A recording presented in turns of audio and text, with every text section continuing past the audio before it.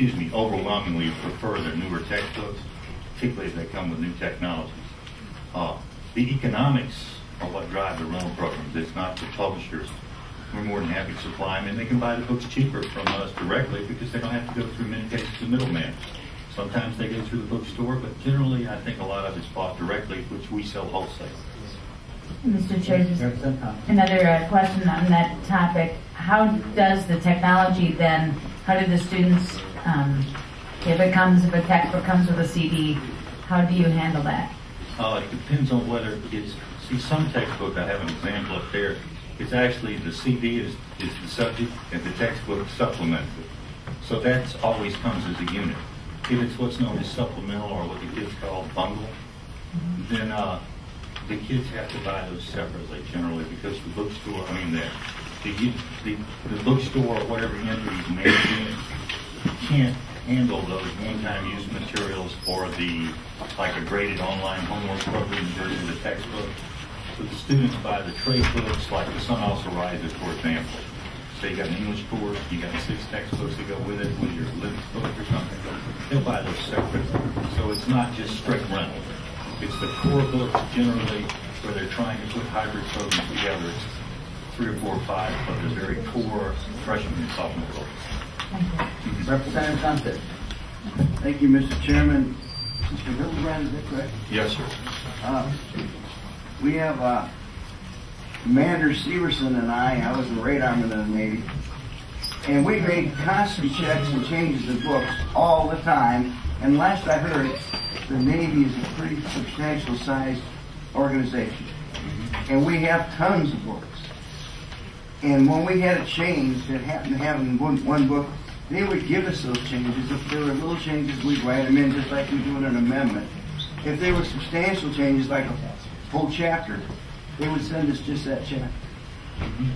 And it was a very efficient, very economical way of changing that. If the Navy changed these big, thick communication books we had, every time there's a little change, they changed the whole book. I don't think we could afford the taxes. So why can't we customize algebra? Would you say psychology? Psychology is a very subjective discipline. And you have different people, every different professor has different ideas completely. Yes. But in geometry, algebra, history, countless other disciplines, they don't change that much. They change a little bit. So all those books we're talking about, why can't we just give small changes in an envelope for $2.75 to change the book and upgrade it to the new book status? Representative Gunther, we change history around here all the time. Mr. Hildebrand. For better or for worse. One, it has worked. 2, it's happening online where it is happening, particularly in the medical sciences, particularly in chemistry, things of that nature. These things are particularly fast-moving subjects, including some of your maths where the technologies and the applications. I always like to think about calculus. They used to track a ship, sailing ship. Now they do rocket ships. The applications and the computer technologies that go with them change rather radically.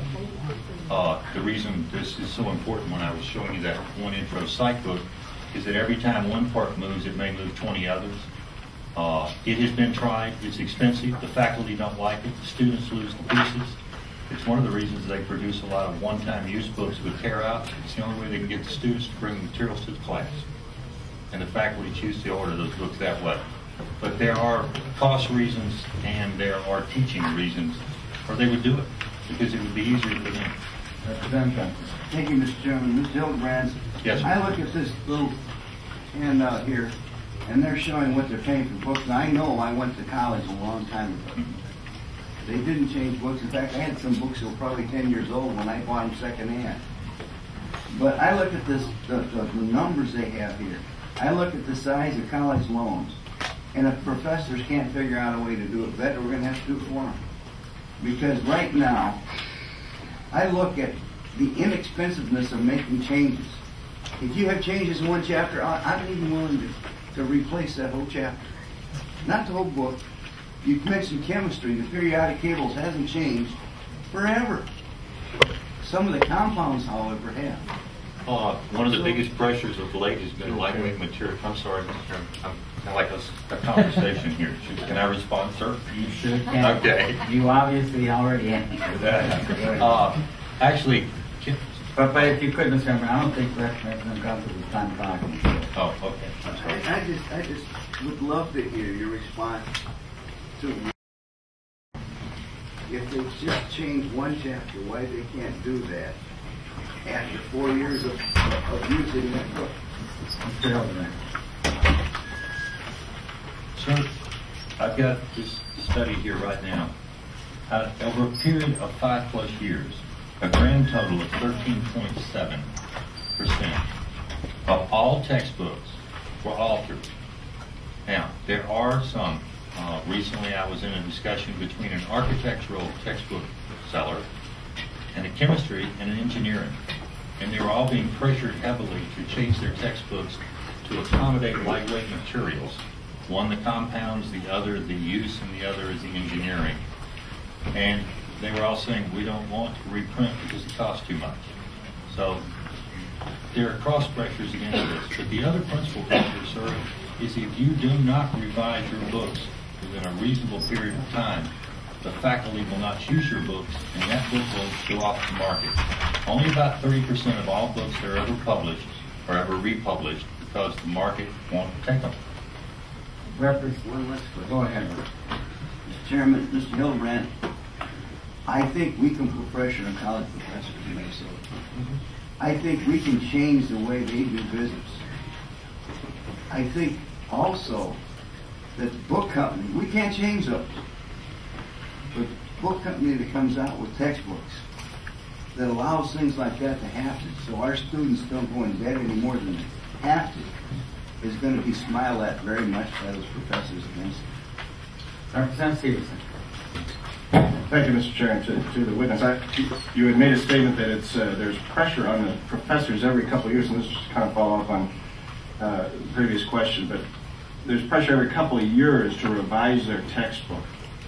Is there any kind of incentive or is there any kind of kickback? Is there anything that would cause the professors to actually change the textbook even though it's adequate for the courses that they're teaching at the time?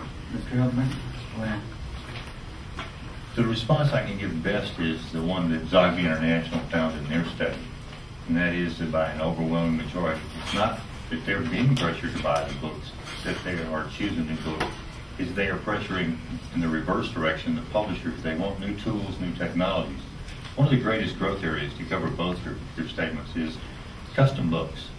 We've all been there where we had the 40-chapter textbook. The faculty wanted 5 of them, and that's all they used, and we felt like we'd been ripped off.